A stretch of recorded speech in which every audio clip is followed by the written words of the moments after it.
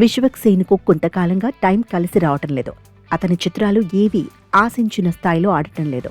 అదే సమయంలో జాతిరత్నాలు తప్పితే అనుదీప్ కెరియర్లో చెప్పుకోదగ్గ మరో చిత్రం లేకపోయింది. ఇక హీరోయిన్ కయాదు లోహర్ నటించిన తొలి Telugu cinema Alluri utter flop అయింది. సో ఈ ముగ్గురు తమ కాంబినేషన్లో వస్తున్న ఫంకీ మీద భారీ ఆశలు పెట్టుకున్నారు. ఈ సినిమా ప్రొడ్యూసర్ సూర్యదేవర నాగవంశి సంక్రాంతి కానుకగా వచ్చిన అనగనగా ఒక రాజు మూవీతో మంచి విజయాన్ని తన ఖాతాలో వేసుకున్నాడు. ఆ వెనకే వస్తున్న ఫంకీ కూడా మంచి విజయాన్ని అందుకుంటుందనే ధీమాను ప్రమోషన్స్ సమయంలో ఆయన వ్యక్తం చేశాడు. మరి వీరందరి ఆశలు నెరవేరాయో లేదో తెలుసుకుందాం.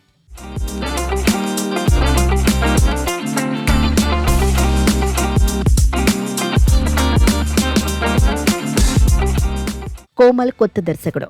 మంచి ప్రొడక్షన్స్ అనే బ్యానర్ మీద సినిమాలు నిర్మించే సుదర్శన్ను బుట్టలో వేసుకుని 4 కోట్లలో ఫంకీ అనే సినిమా తీస్తానని చెప్పి 40 కోట్లు చేసేస్తాడు. అయినా సినిమా పూర్తి కాదు. అందుకు మరో 4 కోట్ల రూపాయలు కావాలనడంతో సుదర్శన్ తీవ్రమైన ఒత్తిడికి లోనే ఆసుపత్రి పాలవుతాడు. దాంతో తండ్రి బాధ్యతలను కూతురు చిత్ర టేకప్ చేస్తుంది.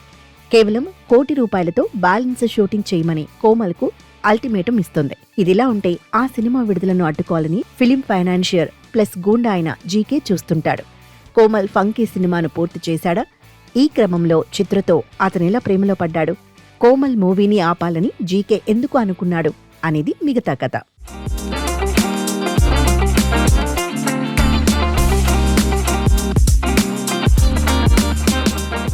సినిమా రంగం మీద తీసిన satirical comedy movie funky.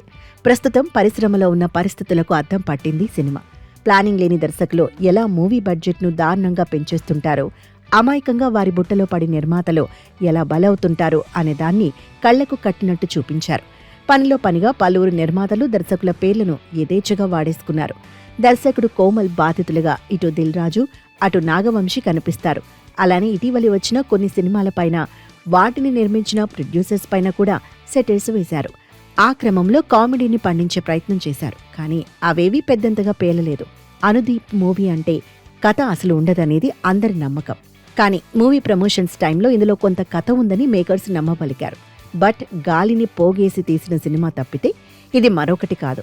Single line punch డైలాగ్స్తో 2 గంటల పాటు కథ లేకుండా ఆడియన్స్ను ఎంగేజ్ చేయటం అంత సులువు కాదని, బంధాలు బంధుత్వాలు వాటి ప్రాధాన్యం అంటూ పులిహోర కలిపే ప్రయత్నం చేశారు. అది కూడా ఆర్టిఫిషియల్గా ఉండిపోయింది తప్పితే ప్రేక్షకులకు ఏ రకంగానూ కనెక్ట్ కాలేదు.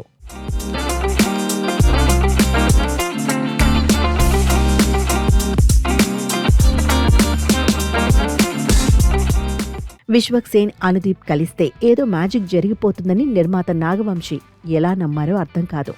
వరుస పరాజయాలతో ఉక్కిరిబిక్కిరి అవుతున్న విశ్వక్ సేన్ అనుదీప్ను నమ్మి నిండా మునిగిపోయాడనిపిస్తుంది. విశ్వక్ సేన్ క్యారెక్టర్ విషయంలో కూడా దర్శకుడికి క్లారిటీ ఉన్నట్టు అనిపించదు. అతన్ని పాజిటివ్గా ప్రజెంట్ చేయాలని అనుకున్నాడో, నెగిటివ్గా ప్రజెంట్ చేయాలని అనుకున్నాడో అర్థం కాదు. విశ్వక్ సేన్ తన వరకు తను బాగా చేశాడు. కయాదు లోహర్ అందంలో, అభినయంలో చాలా చోట్ల హీరోను డామినేట్ చేసింది. ఇందులో పాత్రలు, వాటి తీరుతెన్నుల గురించి ఎంత తక్కువ మాట్లాడుకుంటే అంత మంచిదే. నరేష్, ఈశ్వరిరావు, అతిథి బావరాజు, సంపత్ రాజ్, పమ్మి సాయి ఇతర ప్రధాన పాత్రలను పోషించారు. ఈ సినిమా దర్శకుడు అనుదీప్ మాత్రమే కాదు, మ్యాడ్ డైరెక్టర్ కళ్యాణ్ శంకర్, హరీష్ శంకర్ కూడా ఇందులో మెరిశారు. బీమ్స్ తన మ్యూజిక్తో ఎలాంటి మ్యాజిక్ చేయలేకపోయాడు.